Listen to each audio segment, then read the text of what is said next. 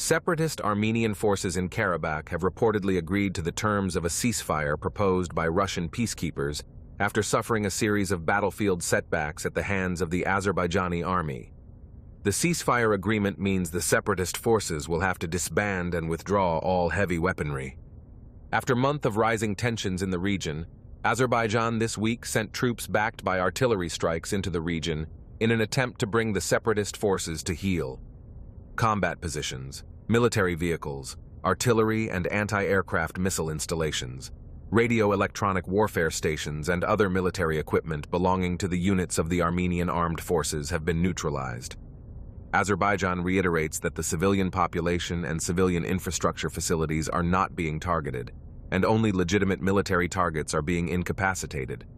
The Russian peacekeeping contingent and the Turkish-Russian monitoring center are being informed about the ongoing activities. But I think Azerbaijan has generally, played its cards quite cleverly. It has the support of Turkey.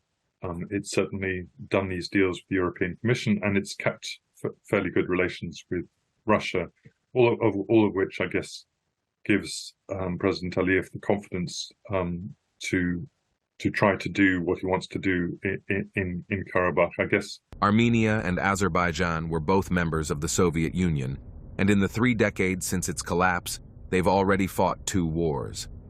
The region saw 2 wars after the Soviet Union crumbled, one that took place between 1988 and 1994, and a second that lasted 44 days in 2020. In the second, Azerbaijan managed to liberate a third of Karabakh from Armenian occupation. Successive rounds of talk have brought the 2 sides closer to a permanent peace treaty, but a final settlement remains elusive. I think that this breakdown in Armenia-Russian relations is a factor here. I think it encourages Azerbaijan to be bolder, and it makes the Russians more ambiguous and less